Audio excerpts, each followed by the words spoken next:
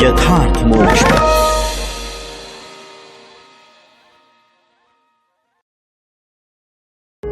यथार्थ मोक्ष प्रस्तुत कर रहा है अतुल्य संपूर्ण महाभारत श्री महाभारतम द्यूत पर्व 48वां अध्याय। पांडवों पर विजय प्राप्त करने के लिए शकुनी और दुर्योधन की बातचीत। शकुनी बोला, दुर्योधन, तुम्हें युधिष्ठिर के प्रति ईर्ष्या नहीं करनी चाहिए, क्योंकि पांडव सदा अपने भाग्य का ही उपभोग करते आ रहे हैं। तुमने उन्हें वश में लाने के लिए अनेक प्रकार के उपायों का अवलंबन किया, परंतु उनके द्वारा तुम उन्हें अपने अधीन न कर सके। शत्रुओं का दमन करने वाले महाराज, तुमने बार बार पांडवों पर कुचक्र चलाए, परंतु वे नरश्रेष्ठ अपने भाग्य से उन सभी संकटों से छुटकारा पाते गए। उन पांचों ने पत्नी रूप में द्रौपदी को तथा पुत्रों सहित राजा द्रुपद एवं संपूर्ण पृथ्वी की प्राप्ति में कारण महापराक्रमी वसुदेव नंदन श्री कृष्ण को सहायक रूप में प्राप्त किया है। श्री कृष्ण को सब देवता, असुर और मनुष्य मिलकर भी जीत नहीं सकते। उन्हीं के तेज से राजा युधिष्ठिर की उन्नति हुई है। इसके लिए शोक करने की क्या बात है? पृथ्वीपते, पांडवों ने अपने उद्देश्य से विचलित न होकर निरंतर प्रयत्न करके राज्य में अपना पैतृक अंश प्राप्त किया है, और वह पैतृक संपत्ति आज उन्हीं के तेज से बहुत बढ़ गई है। अतः उसके लिए चिंता करने की क्या आवश्यकता है? अर्जुन ने अग्निदेव को संतुष्ट करके गांडीव धनुष, अक्षय तर्कस तथा कितने ही दिव्य अस्त्र प्राप्त किए हैं। उस श्रेष्ठ धनुष के द्वारा तथा अपनी भुजाओं के बल से उन्होंने समस्त राजाओं को वश में किया है। अतः इसके लिए शोक की क्या आवश्यकता है? सव्यसाची परंतप अर्जुन ने मैं दानव को आग में जलने से बचाया और उसी के द्वारा उस दिव्य सभा का निर्माण कराया। उस मैं के ही कहने से किंकर नामधारी भयंकर राक्षस गण उस सभा को एक स्थान से दूसरे स्थान पर ले जाते हैं। अतः इसके लिए भी शोक संताप क्यों किया जाए? भारत, तुमने जो अपने को असहाय बताया है वह मिथ्या है, क्योंकि तुम्हारे ये सब भाई तुम्हारी आज्ञा के अधीन हैं। महान धनुर्धर और पराक्रमी द्रोणाचार्य अपने पुत्र अश्वत्थामा के साथ तुम्हारी सहायता के लिए उद्यत हैं। राधा नंदन सूत पुत्र कर्ण, महारथी कृपाचार्य, भाइयों सहित मैं तथा राजा भूरिश्रवा, इन सब के साथ तुम भी सारी पृथ्वी पर विजय प्राप्त करो। दुर्योधन ने कहा, राजन, यदि तुम्हारी अनुमति हो तो तुम्हारे और इन द्रोण आदि अन्य महारथियों के साथ इन पांडवों को ही युद्ध में जीत लूं। इनके पराजित हो जाने पर अभी यह सारी पृथ्वी, समस्त भूपाल और वह महाधन संपन्न सभा भी हमारे अधीन हो जाएगी। शकुनी बोला, राजन, अर्जुन, श्री कृष्ण, भीमसेन, युधिष्ठिर, नकुल, सहदेव तथा पुत्रों सहित द्रुपद, इन्हें देवता भी युद्ध में परास्त नहीं कर सकते। ये सब के सब महारथी, महान धनुर्धर, अस्त्र विद्या में निपुण तथा युद्ध में उन्मत्त होकर लड़ने वाले हैं। राजन, मैं वह उपाय जानता हूं जिससे युधिष्ठिर स्वयं पराजित हो सकते हैं। तुम उसे सुनो और उसका सेवन करो। दुर्योधन ने कहा, मामा जी, यदि मेरे सगे संबंधियों तथा अन्य महात्माओं की सतत सावधानी से किसी उपाय द्वारा पांडवों को जीता जा सके तो वह मुझे बताइए। शकुनी बोला, राजन, कुंती नंदन युधिष्ठिर को जुए का खेल बहुत प्रिय है, किंतु वे उसे खेलना नहीं जानते। यदि महाराज युधिष्ठिर को द्यूत क्रीड़ा के लिए बुलाया जाए तो वे पीछे नहीं हट सकेंगे। मैं जुआ खेलने में बहुत निपुण हूं। इस कला में मेरी समानता करने वाला पृथ्वी पर दूसरा कोई नहीं है। केवल यही नहीं, तीनों लोकों में मेरे जैसा द्यूत विद्या का जानकार नहीं है। अतः कुरुनंदन, तुम द्यूत क्रीड़ा के लिए युधिष्ठिर को बुलाओ। नरश्रेष्ठ, मैं पासा फेंकने में कुशल हूं, अतः युधिष्ठिर के राज्य तथा देदीप्यमान राजलक्ष्मी को तुम्हारे लिए अवश्य प्राप्त कर लूंगा, इसमें संशय नहीं है। दुर्योधन, तुम ये सारी बातें पिताजी से कहो।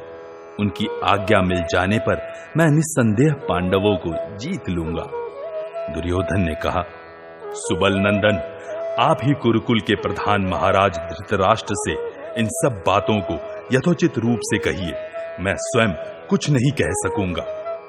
इस प्रकार श्री महाभारत सभा पर्व के अंतर्गत द्यूत पर्व में दुर्योधन संताप विषयक 48वां अध्याय पूरा हुआ। 49वां अध्याय धृतराष्ट्र के पूछने पर दुर्योधन का अपनी चिंता बताना और द्यूत के लिए धृतराष्ट्र से अनुरोध करना एवं धृतराष्ट्र का विदुर को इंद्रप्रस्थ जाने का आदेश। वैशंपायन जी कहते हैं, जन्मेजय, गांधारी पुत्र दुर्योधन के सहित सुबल नंदन शकुनी राजा युधिष्ठिर के राजसूय महायज्ञ का उत्सव देखकर जब लौटा, तब पहले दुर्योधन के अपने अनुकूल मत को जानकर और उसकी पूरी बातें सुनकर सिंहासन पर बैठे हुए प्रज्ञा चक्षु महाप्राज्ञ राजा धृतराष्ट्र के पास जाकर इस प्रकार बोला। शकुनी ने कहा, महाराज, दुर्योधन की कांति फीकी पड़ती जा रही है। वह सफेद और दुर्बल हो गया है। उसकी बड़ी दयनीय दशा है। वह निरंतर चिंता में डूबा रहता है। नरेश्वर, उसके मनोभाव को समझिए। उसे शत्रुओं की ओर से कोई असह्य कष्ट प्राप्त हुआ है। आप उसकी अच्छी तरह परीक्षा क्यों नहीं करते? दुर्योधन आपका ज्येष्ठ पुत्र है। उसके हृदय में महान शोक व्याप्त है। आप उसका पता क्यों नहीं लगाते? धृतराष्ट्र दुर्योधन के पास जाकर बोले, बेटा दुर्योधन, तुम्हारे दुख का कारण क्या है? सुना है तुम बड़े कष्ट में हो। कुरुनंदन, यदि मेरे सुनने योग्य हो तो वह बात मुझे बताओ। यह शकुनी कहता है कि तुम्हारी कांति फीकी पड़ गई है। तुम सफेद और दुबले हो गए हो, परंतु मैं बहुत सोचने पर भी तुम्हारे शोक का कोई कारण नहीं देखता। बेटा, इस संपूर्ण महान ऐश्वर्य का भार तुम्हारे ही ऊपर है। तुम्हारे भाई और सुहृद कभी तुम्हारे प्रतिकूल आचरण नहीं करते। तुम बहुमूल्य वस्त्र ओढ़ते पहनते हो, बढ़िया विशुद्ध भात खाते हो तथा अच्छी जाति के घोड़े तुम्हारी सवारी में रहते हैं। फिर किस दुख से तुम सफेद और दुबले हो गए हो? बहुमूल्य शैयाएं, मन को प्रिय लगने वाली युवतियां, सभी ऋतुओं में लाभदायक भवन और इच्छानुसार सुख देने वाले विहार स्थान, देवताओं की भांति ये सभी वस्तुएं निस्संदेह तुम्हें वाणी द्वारा कहने मात्र से सुलभ है। मेरे दुर्धर्ष पुत्र, फिर तुम दीन की भांति क्यों शोक करते हो?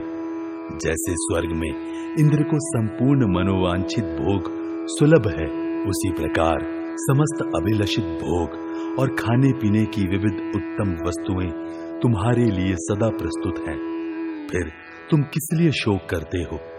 तुमने कृपाचार्य से निरुक्त निगम, छंद, वेद के 6 अंग, अर्थशास्त्र तथा 8 प्रकार के व्याकरण शास्त्रों का अध्ययन किया है।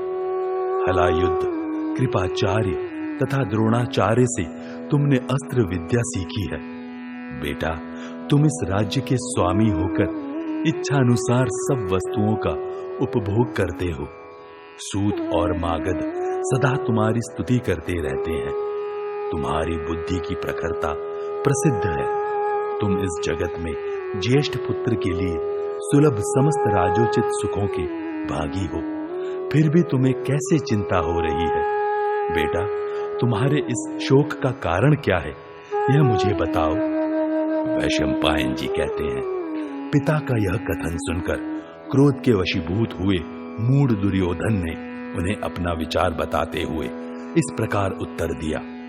दुर्योधन बोला, पिताजी, मैं अच्छा खाता पहनता तो हूं, परंतु कायरों की भांति मैं समय के परिवर्तन की प्रतीक्षा में रहकर अपने हृदय में भारी ईर्ष्या धारण करता हूं। जो शत्रुओं के प्रति अमर्ष रख उन्हें पराजित करके विश्राम लेता है और अपनी प्रजा को शत्रु जनित क्लेश से छुड़ाने की इच्छा करता है, वही पुरुष कहलाता है।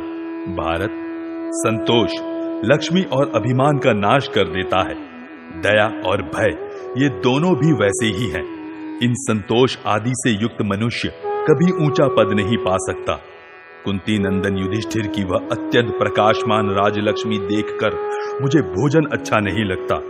वही मेरी कांति को नष्ट करने वाली है। शत्रुओं को बढ़ते और अपने ही हीन दशा में जाते देख तथा युधिष्ठिर की उस अदृश्य लक्ष्मी पर भी प्रत्यक्ष की भांति दृष्टिपात करके मैं चिंतित हो उठा हूं। यही कारण है कि मेरी कांति फीकी पड़ गई है तथा मैं दीन, दुर्बल और सफेद हो गया हूं। राजा युधिष्ठिर अपने घर में बसने वाले 88,000 स्नातकों का भरण पोषण करते हैं। उनमें से प्रत्येक की सेवा के लिए 30-30 दासियां प्रस्तुत रहती हैं। इसके सिवा युधिष्ठिर के महल में 10,000 अन्य ब्राह्मण प्रतिदिन सोने की थालियों में भोजन करते हैं। काम्बोज राज ने काले, नीले और लाल रंग के कदली मृग के चर्म तथा अनेक बहुमूल्य कंबल युधिष्ठिर के लिए भेंट में भेजे थे। उन्हीं की भेजी हुई सैकड़ों हथीनियां, सहस्त्रों गायें और घोड़े तथा 30-30 हजार ऊंट और घोड़ियां वहां विचरती थीं। सभी राजा लोग भेंट लेकर युधिष्ठिर के भवन में एकत्र हुए थे। पृथ्वीपते उस महान यज्ञ में भूपालगण कुंती पुत्र युधिष्ठिर के लिए भांति भांति के बहुत से रत्न लाए थे। बुद्धिमान पांडु कुमार युधिष्ठिर के यज्ञ में धन की जैसी प्राप्ति हुई है, वैसी मैंने पहले कहीं न तो देखी और न सुनी ही है। महाराज, शत्रु की वह अनंत धनराशि देखकर मैं चिंतित हो रहा हूं। मुझे चैन नहीं मिलता। ब्राह्मण लोग तथा हरी भरी खेती उपजाकर जीवन निर्वाह करने वाले और बहुत से गाय बैल रखने वाले वैश्य सैकड़ों दलों में इकट्ठे होकर 3 खर्व भेंट लेकर राजा के द्वार पर रोके हुए खड़े थे। वे सब लोग सोने के सुंदर कलश और इतना धन लेकर आए थे, तो भी वे सभी राजद्वार में प्रवेश नहीं कर पाते थे। अर्थात उनमें से कोई कोई ही प्रवेश कर पाते थे। देवांगनाएं इंद्र के लिए कलशों में जैसा मधु लिए रहती हैं, वैसा ही वरुण देवता का दिया हुआ और कांस के पात्र में रखा हुआ मधु समुद्र ने युधिष्ठिर के लिए उपहार में भेजा था।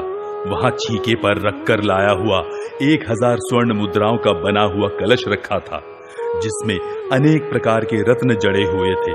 उस पात्र में स्थित समुद्र जल को उत्तम शंख में लेकर श्री कृष्ण ने युधिष्ठिर का अभिषेक किया था। तात, वह सब देखकर मुझे ज्वर सा आ गया। भरत श्रेष्ठ, वैसे ही सुवर्ण कलशों को लेकर पांडव लोग जल लाने के लिए पूर्व, दक्षिण, पश्चिम समुद्र तक तो जाया करते थे, किंतु सुना जाता है कि उत्तर समुद्र के समीप, जहां पक्षियों के सिवा मनुष्य नहीं जा सकते, वहां भी जाकर अर्जुन अपार धन कर के रूप में वसूल कर लाए। युधिष्ठिर के राजसूय यज्ञ में एक यह अद्भुत बात और भी हुई थी, वह मैं बताता हूं, सुनिए। जब 1 लाख ब्राह्मणों को रसोई परोस दी जाती, तब उसके लिए एक संकेत नियत किया गया था। प्रतिदिन लाख की संख्या पूरी होते ही बड़े जोर से शंख बजाया जाता था। भारत, ऐसा शंख वहां बार बार बजता था और मैं निरंतर उस शंख ध्वनि को सुना करता था। इससे मेरे शरीर में रोमांच हो आता था। महाराज, वहां यज्ञ देखने के लिए आए हुए बहुत से राजाओं द्वारा भरी हुई यज्ञ मंडप की बैठक ताराओं से व्याप्त हुए निर्मल आकाश की भांति शोभा पाती थी। जनेश्वर बुद्धिमान पांडुनंदन युधिष्ठिर के उस यज्ञ में भूपालगण सब रत्नों की भेंट लेकर आए थे। राजा लोग वैश्यों की भांति ब्राह्मणों को भोजन परोसते थे। राजा युधिष्ठिर के पास जो लक्ष्मी है, वह देवराज इंद्र, यम, वरुण अथवा यक्षराज कुबेर के पास भी नहीं होगी।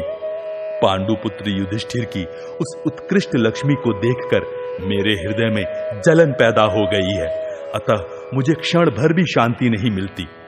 पांडवों का ऐश्वर्य यदि मुझे नहीं प्राप्त हुआ तो मेरे मन को शांति नहीं मिलेगी। या तो मैं बाणों द्वारा रणभूमि में उपस्थित होकर शत्रुओं की संपत्ति पर अधिकार प्राप्त करूंगा, या शत्रुओं द्वारा मारा जाकर संग्राम में सदा के लिए सो जाऊंगा। परंतु ऐसी स्थिति में मेरे इस जीवन से क्या लाभ? पांडव दिनों दिन बढ़ रहे हैं और हमारी उन्नति रुक गई है। शकुनी ने दुर्योधन से बोला, सत्य पराक्रमी दुर्योधन, तुमने पांडुपुत्र युधिष्ठिर के यहाँ जो अनुपम लक्ष्मी देखी है, उसकी प्राप्ति का उपाय मुझसे सुनो। भारत, मैं इस भूमंडल में द्यूत विद्या का विशेष जानकार हूं। द्यूत क्रीड़ा का मर्म जानता हूं। दाव लगाने का भी मुझे ज्ञान है तथा पासे फेंकने की कला का भी मैं विशेषज्ञ हूं। कुंती नंदन युधिष्ठिर को जुआ खेलना बहुत प्रिय है, परंतु वे उसे खेलना जानते नहीं हैं। द्यूत अथवा युद्ध किसी भी उद्देश्य से यदि उन्हें बुलाया जाए तो वे अवश्य पधारेंगे।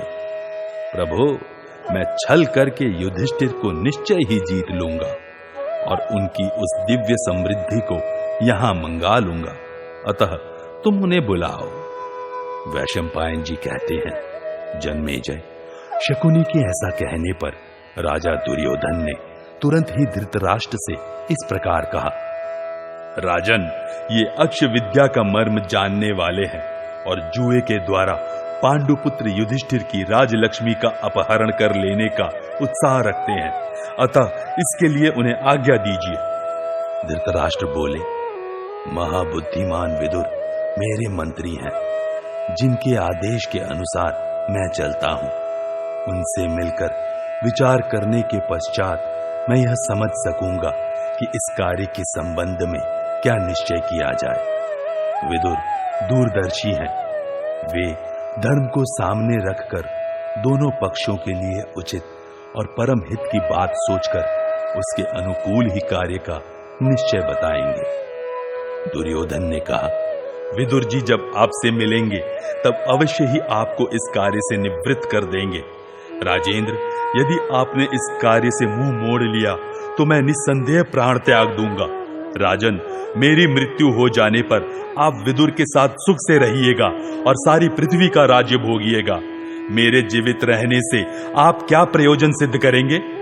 वैशंपायन जी कहते हैं, जन्मेजय, अपने पुत्र का यह प्रेम पूर्ण आर्त वचन सुनकर राजा धृतराष्ट्र दुर्योधन के मत में आ गए और सेवकों से इस प्रकार बोले, बहुत से शिल्पी लगकर एक परम सुंदर दर्शनीय एवं विशाल सभा भवन का शीघ्र निर्माण करें। उसमें 100 दरवाजे हों और 1000 खंबे लगे हुए हों। फिर सब देशों से बढ़ई बुलाकर उस सभा भवन के खंभों और दीवारों में रत्न जड़वा दिए जाएं। इस प्रकार वह सुंदर एवं सुसज्जित सभा भवन जब सुखपूर्वक प्रवेश के योग्य हो जाए तब धीरे से मेरे पास आकर इसकी सूचना दो। महाराज, दुर्योधन की शांति के लिए ऐसा निश्चय करके राजा धृतराष्ट्र ने विदुर के पास दूत भेजा। विदुर से पूछे बिना उनका कोई भी निश्चय नहीं होता था। जुए के दोषों को जानते हुए भी वे पुत्र स्नेह से उसकी ओर आकृष्ट हो गए थे। बुद्धिमान विदुर कलह के द्वार रूप जुए का अवसर उपस्थित हुआ सुनकर और विनाश का मुख प्रकट हुआ जान धृतराष्ट्र के पास दौड़े आए। विदुर ने अपने श्रेष्ठ भ्राता महामना धृतराष्ट्र के पास जाकर उनके चरणों में मस्तक रखकर प्रणाम किया और इस प्रकार बोले। विदुर बोले, राजन, मैं आपके इस निश्चय को पसंद नहीं करता। प्रभु, आप ऐसा प्रयत्न कीजिए जिससे जुए के लिए आपके और पांडु के पुत्रों में भेदभाव न हो।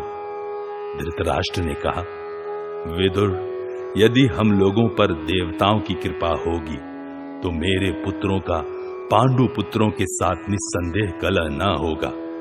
अशुभ हो या शुभ, हितकर हो या अहितकर, सुहृदों में यह द्यूत क्रीड़ा प्रारंभ होनी ही चाहिए। निस्संदेह यह भाग्य से ही प्राप्त हुई है। भारत, जब मैं, द्रोणाचार्य भीष्म तथा तुम ये सब लोग सन्निकट रहेंगे, तब किसी प्रकार दैव विहित अन्याय नहीं होने पाएगा। तुम वायु के समान वेगशाली घोड़ों द्वारा जुते हुए रथ पर बैठकर अभी खांडव प्रस्थ को जाओ और युधिष्ठिर को बुला ले आओ। विदुर, मेरा निश्चय तुम युधिष्ठिर से न बताना, यह बात मैं तुमसे कहे देता हूं। मैं दैव को भी प्रबल मानता हूं, जिसकी प्रेरणा से यह द्यूत क्रीड़ा का आरंभ होने जा रहा है।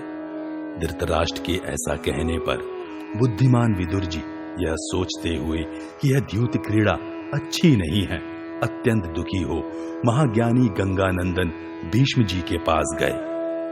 इस प्रकार श्री महाभारत सभा पर्व के अंतर्गत द्यूत पर्व में दुर्योधन संताप विषयक 49वां अध्याय पूरा हुआ।